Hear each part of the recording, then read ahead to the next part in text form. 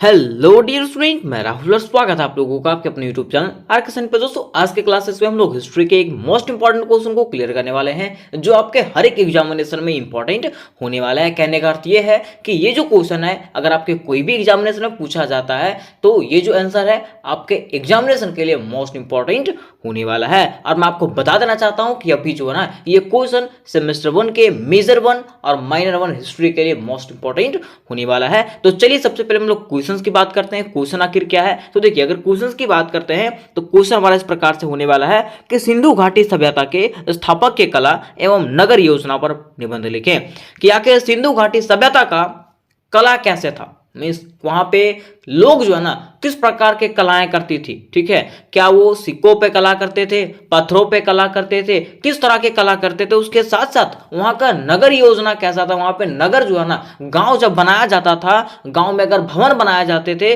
तो किस प्रकार के भवन बनाए जाते थे। मीन्स नगर का निर्माण किस प्रकार से होता था उसके बारे में जानना है। ठीक है, अब देखिए इसी के साथ साथ आपको एक और क्वेश्चन आएगा अथवा में कि हड़प्पा सभ्यता के स्थापक की कला एवं नगर नियोजन पर निबंध लिखें। मीन्स हड़प्पा सभ्यता के स्थापक के कला और नगर नियोजन कि आखिर हड़प्पा सभ्यता का नगर नियोजन कैसा था और वहां का स्थापक के कला कैसा था। ठीक है, तो देखिए दोनों क्वेश्चन आपका सेम है। दोनों क्वेश्चन क्या है, सेम है। क्योंकि देखिए होता क्या है कि जब एग्जामिनर क्वेश्चन पूछ देता है ना, मीन्स सिंधु घाटी सभ्यता की जगह पे अगर हड़प्पा सभ्यता पूछ देता है तो लोग कंफ्यूज हो जाते हैं। तो मैं आपको बता देना चाहता हूं कि हड़प्पा सभ्यता को ही सिंधु घाटी सभ्यता कहा जाता है, या तो सिंधु घाटी सभ्यता को ही क्या कहा जाता है, हड़प्पा सभ्यता कहा जाता है। तो आपको घबराने की जरूरत बिल्कुल भी नहीं है कि अगर कोई भी क्वेश्चन पूछ दे, अगर आपको हड़प्पा सभ्यता का स्थापक कला और नगर नियोजन पूछ दे तो भी आपको सेम आंसर देना है, और सिंधु घाटी सभ्यता के बारे में पूछे तो भी आपको सेम आंसर देना है। आपको बिल्कुल भी घबराने की जरूरत नहीं है। ठीक है, अब देखिए बात यहाँ पे आती है अगर हड़प्पा सभ्यता या तो सिंधु घाटी सभ्यता का, है ना, तो यह जो सभ्यता है ना दोस्तों, ये विश्व की सबसे प्राचीन सभ्यता है। अगर हड़प्पा सभ्यता और सिंधु घाटी सभ्यता की बात करें तो ये जो है ना विश्व का, संपूर्ण विश्व का सबसे प्राचीन में सबसे पुराना सभ्यताओं में से एक है। कौन? हड़प्पा सभ्यता और सिंधु घाटी सभ्यता। ठीक है, अब देखिए ये जो सभ्यता है इसका नाम, अगर इस सभ्यता के नाम की बात करें तो ये सभ्यता को सिंधु घाटी सभ्यता कहा जाता है और सिंधु सरस्वती सभ्यता कहा जाता है। क्यों? क्योंकि ये जो सभ्यता थी ना वो सिंधु घाटी और सरस्वती नदी के घाटी तक फैला हुआ था, इसलिए इसको सिंधु घाटी सभ्यता भी कहा जाता है और सिंधु सरस्वती सभ्यता भी कहा जाता है। इसको हड़प्पा सभ्यता को। ठीक है, तो इससे रिलेटेड आपका कोई भी क्वेश्चन आ जाए कि हड़प्पा सभ्यता के स्थापक के कला और नगर नियोजन, तो आपको समझ लेना है कि सिंधु घाटी भी उसी में सेम है ना। कोई भी क्वेश्चन आए बिल्कुल सेम तरीके से आपको आंसर देना, आपको घबराने की जरूरत नहीं है। ठीक है, तो चलिए दोस्तों अब हम लोग स्टार्ट करते हैं और जानते हैं कि आखिर आपको लिखना किस प्रकार से। ठीक है, तो सबसे पहले आपको स्टार्ट करना है इसकी भूमिका से। कहां से? भूमिका से स्टार्ट करना है। भूमिका में आपको इस प्रकार से लिखना है कि सिंधु घाटी सभ्यता प्राचीन भारत की एक सभ्यता थी। सिंधु घाटी सभ्यता की अगर बात करें तो ये जो है ना प्राचीन भारत का, मीन्स पुराने भारत का क्या था, एक सभ्यता था। कौन? हड़प्पा सभ्यता या तो सिंधु घाटी सभ्यता। कहा जाता है कि यह सभ्यता विश्व की प्राचीन सभ्यताओं में से एक है। अगर सिंधु घाटी सभ्यताओं की बात करें, हड़प्पा सभ्यता की बात करें तो ये क्या है, प्राचीन विश्व का, मीन्स विश्व के प्राचीन सभ्यताओं में से एक है। कौन? हड़प्पा सभ्यता और सिंधु घाटी सभ्यता। कहा जाता है कि सिंधु घाटी सभ्यता दक्षिण एशिया में सिंधु नदी और प्राचीन सरस्वती नदी के क्षेत्र में फैले हुई थी। अगर सिंधु घाटी सभ्यता की बात करें तो यह जो है ना दक्षिण एशिया में, कहां पे? दक्षिण एशिया में सिंधु नदी और प्राचीन सरस्वती नदी के क्षेत्र में फैला हुआ था। ठीक है, आगे कहा जाता है कि चूंकि यह सभ्यता सिंधु नदी घाटी और प्राचीन सरस्वती नदी के क्षेत्र में फैली हुई थी, इसलिए इस सभ्यता को सिंधु घाटी सभ्यता और सिंधु सरस्वती सभ्यता तथा हड़प्पा सभ्यता के नाम से जाना जाता है। जैसा कि मैंने आपको बताया था कि यह सभ्यता सिंधु नदी घाटी और प्राचीन सरस्वती नदी के क्षेत्र में फैली हुई थी, इसलिए इस सभ्यता को जो है सिंधु घाटी सभ्यता और सिंधु सरस्वती सभ्यता के नाम से जानते हैं। उसके साथ साथ इस सभ्यता को जो है हड़प्पा सभ्यता के नाम से भी जाना जाता है। ठीक है, कहा जाता है कि यह विश्व की प्राचीन घाटी नदी सभ्यताओं में से एक है। मीन्स यह जो सभ्यता है वो विश्व की प्राचीन सभ्यताओं में से एक है ना। उसके साथ बताया गया यहाँ पे कि हड़प्पा सभ्यता का समय काल, अगर हड़प्पा सभ्यता की समय कालों की बात करें तो इसका समय काल कब से कब तक रहा है, तो 3300 ईस्वी पूर्व से 1700 ईस्वी पूर्व, ठीक है, क्योंकि उस समय घटता जाता था, है ना। तो 3300 ईस्वी पूर्व से जो है ना 1700 ईस्वी पूर्व तक जो है ना हड़प्पा सभ्यता का काल माना जाता है, सिंधु घाटी सभ्यता का काल माना जाता है। तो यहां तक अब इसकी भूमिका को समझ गए होंगे कि हड़प्पा सभ्यता किसको कहते हैं, सिंधु घाटी सभ्यता किसको कहते हैं, सिंधु सरस्वती सभ्यता किसको कहते हैं, ठीक है। तो इससे रिलेटेड कोई भी क्वेश्चन देगा तो आप कंफ्यूज ना होकर के बिल्कुल सेम तरीके से आंसर लिखिएगा, ठीक है। अब देखिए क्वेश्चन में आपको पूछा हुआ था कि सिंधु घाटी सभ्यता में नगर नियोजन कैसा था, सिंधु घाटी सभ्यता का नगर योजना कैसा था और वहां पे स्थापक की कला कैसा था, ठीक है। तो वो चीज बताने से पहले मैं आपको पहले बता देना चाहता हूं कि अगर आपको इस क्वेश्चंस का पीडीएफ चाहिए होगा या तो फिर मेजर वन हिस्ट्री का, major one history, minor one history के वीवीआई क्वेश्चन चाहिए होंगे तो डिस्क्रिप्शन बॉक्स में दोस्तों आपको प्लेलिस्ट का लिंक दे दिया गया, वहां से आप लोग सारे क्वेश्चंस को जो है ना क्लियर कर सकते हैं। उसके साथ साथ डिस्क्रिप्शन बॉक्स में जो व्हाट्सएप और टेलीग्राम ग्रुप का लिंक दिया गया है वहां से आप लोग दोनों ग्रुप में ज्वाइन हो जाएं, क्योंकि पीडीएफ जो है ना दोस्तों एग्जामिनेशन के समय वहीं पे भेजा जाएगा, ठीक है। तो देखिए अगर हम लोग बात करते हैं सिंधु घाटी सभ्यता और हड़प्पा सभ्यता के नगर योजना का, तो नगर योजना का मतलब क्या होता है कि किस प्रकार से वहां पे नगर का निर्माण किया गया, मींस गांव का निर्माण किस प्रकार से किया जाता है, ठीक है। तो देखिए कहा गया है नगर निर्माण की अगर बात करें तो कहा गया है इस सभ्यता की सर्वश्रेष्ठ विशेषता यह है कि यहाँ की नगर योजना, मीन्स यहाँ के सर्वश्रेष्ठ विशेषता की बात करें तो यहाँ का सर्वश्रेष्ठ विशेषता क्या था, तो यहाँ का नगर योजना था। क्या था, नगर योजना, क्योंकि कहा जाता है कि यहाँ योजनाबद्ध तरीके से नगरों एवं भवनों का निर्माण होता था। अगर यहाँ की बात करें ना तो यहाँ पे जो है ना योजनाबद्ध तरीके से, योजना मतलब समझते हैं कि योजना बना करके, ठीक है, एकदम बढ़िया तरीके से योजना स्ट्रक्चर वगैरह बना करके जो है ना क्या होता था यहाँ पे नगर और भवनों का निर्माण होता था। कहां पे, हड़प्पा सभ्यता में, ठीक है। कहा जाता है कि इसके अंतर्गत सभी प्रमुख नगर जिनमें से हड़प्पा, मोहनजोदड़ो, चहुंदड़ो, लोथल तथा कालीबंगा सभी प्रमुख नदियों के तट पर बसे हुए थे। मीन्स कहा जाता है कि इस सभ्यता के अंतर्गत जितने भी नगर आए थे, जैसा कि हड़प्पा सभ्यता, मोहनजोदड़ो, चहुंदड़ो, लोथल, ठीक है, जितने भी नगर थे ना वो सारे के सारे कहां बसे हुए थे, नदियों के तट पे बसे हुए थे। कहां पे, नदियों के तट पे बसे हुए थे। उसके बाद कहा जाता है, इसी में कहा गया है कि इन नगरों में सुरक्षा के लिए, इन नगर के सुरक्षा के लिए, जितने भी नगर थे उनके सुरक्षा के लिए जो है ना चारों ओर किया जाता था परकोटा।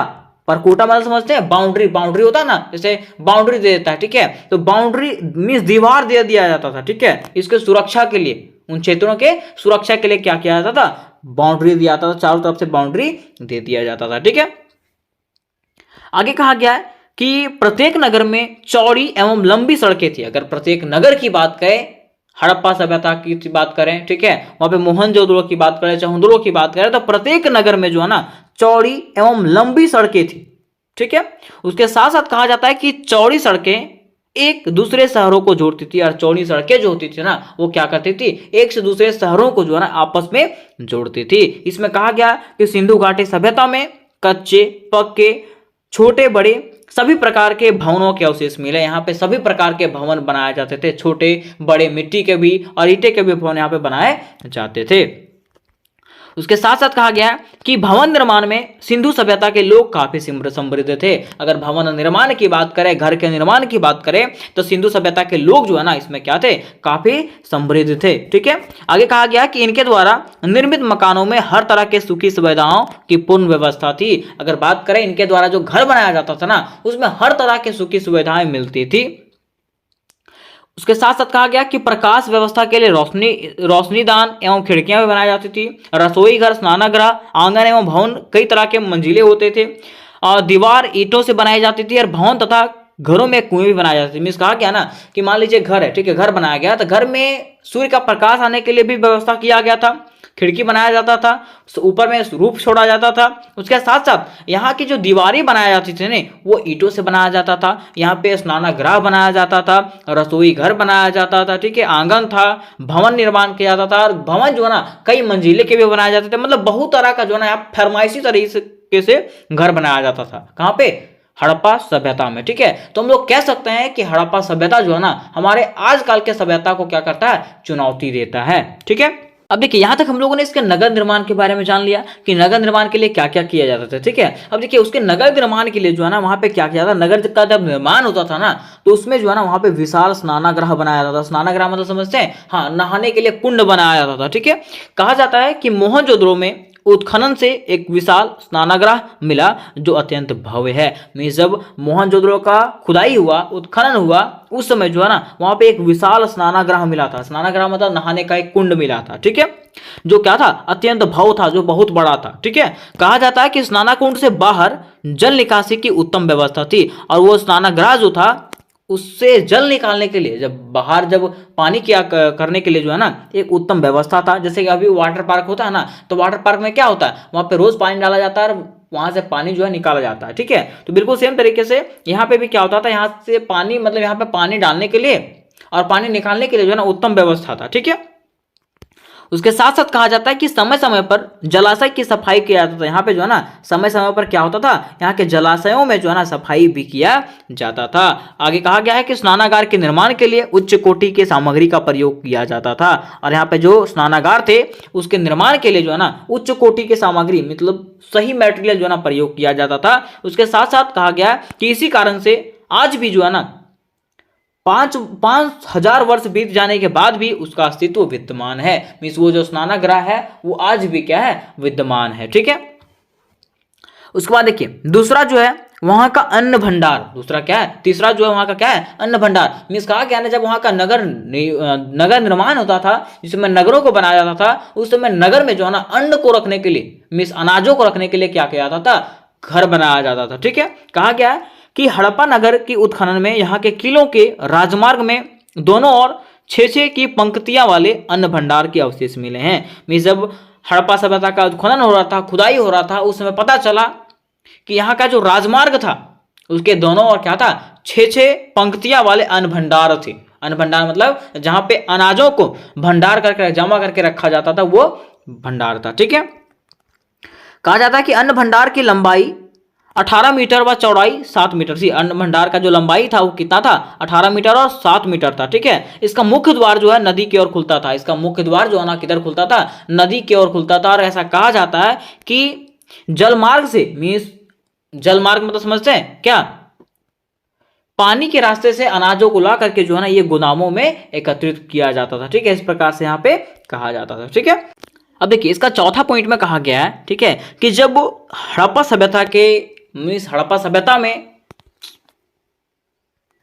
अब देखिए इसके चौथा पॉइंट में कहा गया है कि जब हड़प्पा सभ्यता में जो है ना जब नगरों का निर्माण किया जाता था तो उस समय नगर के निर्माण के लिए जो है ना नगर के निर्माण के साथ साथ वहां पे जल निकासी के लिए, मीन्स वहां से जल निकालने के लिए, पानी निकालने के लिए भी जो है ना उत्तम प्रबंध किया जाता था। जैसे मान लीजिए बारिश हो गया, ठीक है, तो बारिश का पानी कहाँ जाएगा, तो वो पानी को निकालने के लिए जो है ना उत्तम प्रबंध किया गया था, ठीक है। देखिए कहा जाता है कि सिंधु घाटी की जल निकासी की योजना अत्यंत उच्च कोटि की थी। में सिंधु घाटी सभ्यता का जो जल निकासी का योजना था वो क्या था, अत्यंत उच्च कोटि का था। कहा जाता है कि नगर में नलियों का जाल बिछा हुआ था। नगरों में जो है ना क्या था, नलियों का जाल बिछा हुआ था, ठीक है। सड़क और गलियों के दोनों ओर ईंटों की पक्की नलियां बना हुई थी। इस वहां पे जो सड़क था और जो गलियां होती थी ना उसके दोनों ओर जो है ईंटों के पक्के नालियां बनी होती थी। क्या होता था, नालियां बनी हुई होती थी जिसके थ्रू से क्या जाता था, बहता हुआ पानी में जो खराब पानी था वो जाता था, ठीक है।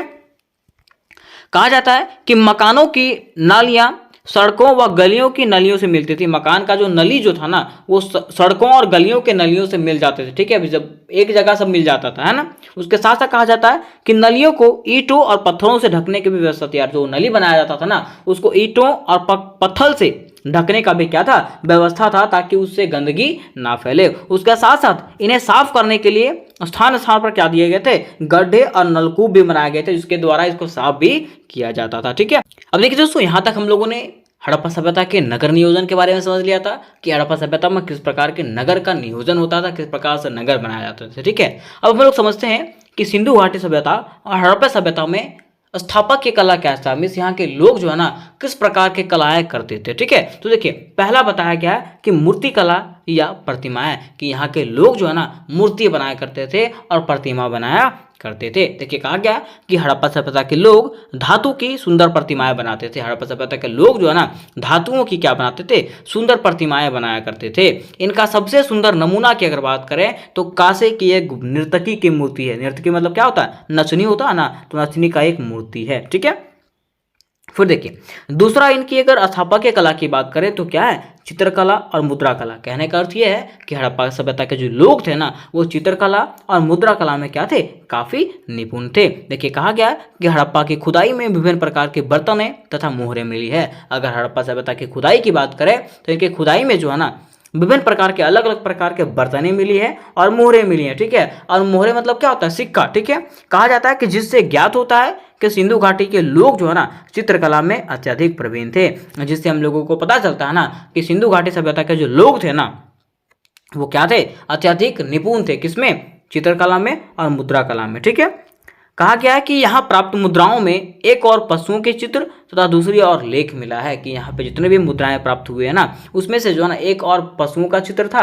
और दूसरी और जो है ना कई प्रकार के लेख मिलते थे। ठीक है, अब देखिए दोस्तों अगर तीसरा पॉइंट की बात करें, तीसरा पॉइंट में बताया गया है कि यहाँ के लोग जो है ना वस्त्र निर्माण कला भी जानते थे, मीन्स वस्त्रों का निर्माण भी करते थे। देखिए कहा गया है कि सिंधु घाटी की खुदाई के दौरान, जब सिंधु घाटी सभ्यता की खुदाई की गई तो यहाँ पे कई प्रकार के तकलियां प्राप्त हुई। तकलियां मतलब समझते हैं, जो महात्मा गांधी जो कपड़ा बुनते थे ना उस प्रकार की तकलियां यहाँ पे प्राप्त हुई थी। जिनसे यह प्राप्त होता है, जिनसे यह पता चलता है ना कि यहाँ के लोग जो है ना सूत काटने में, सूत मतलब जो कपड़ा होता है ना, हाँ वो सूत काटने में जो है काफी निपुण थे। और यहाँ के लोग जो है ना वस्त्र निर्माण किया करते थे। ठीक है, फिर देखिए चौथा जो यहाँ का स्थापत्य कला है वो क्या है, नृत्य एवं साहित्य कला, संगीत कला। ठीक है, मीन्स यहाँ के लोग जो है ना वो कई प्रकार के डांस भी करते थे। ठीक है, और कई प्रकार के गीतों को भी जानते थे यहाँ के लोग। कहाँ के, हड़प्पा सभ्यता और सिंधु घाटी सभ्यता के लोग। देखिए कहा जाता है कि इस बात के प्रमाण है कि सिंधुवासी नृत्य तथा संगीत से परिचित थे। अगर हम लोग बात करें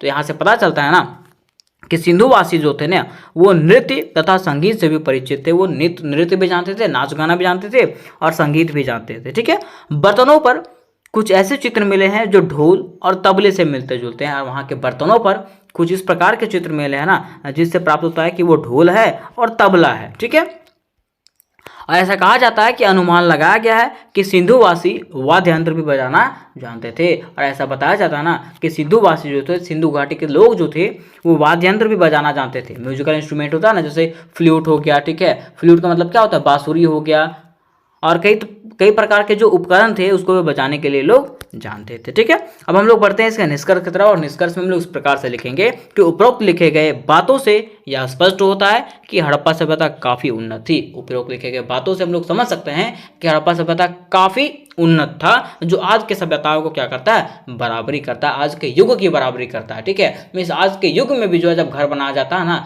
तो ऐसे बना दिया जाता है। जैसे मान लिया रोड बनाया जाता है, ठीक है, तो रोड बनाया जाता है तो क्या, रोड जब बन जाता है उसके बाद बोलता है कि यहाँ पे तार तो बिछा ही नहीं, पाइपलाइन तो गया ही नहीं, तो फिर से रोड का खुदाई किया जाता है ना। तो ऐसा उस समय नहीं था, उस समय का जो सिस्टम था वो बहुत क्या था, निपुण था। ठीक है, तो उम्मीद करता हूं दोस्तों कि ये क्वेश्चन आपको समझ में आ गया होगा। अगर ये क्वेश्चन आपको समझ में आया होगा तो वीडियो को लाइक करें, अपने दोस्तों के साथ शेयर करें, उसके साथ साथ चैनल को भी सब्सक्राइब कर लें। ठीक है, तो मिलता है नेक्स्ट वीडियो में, तब तक के लिए जय हिंद जय भारत।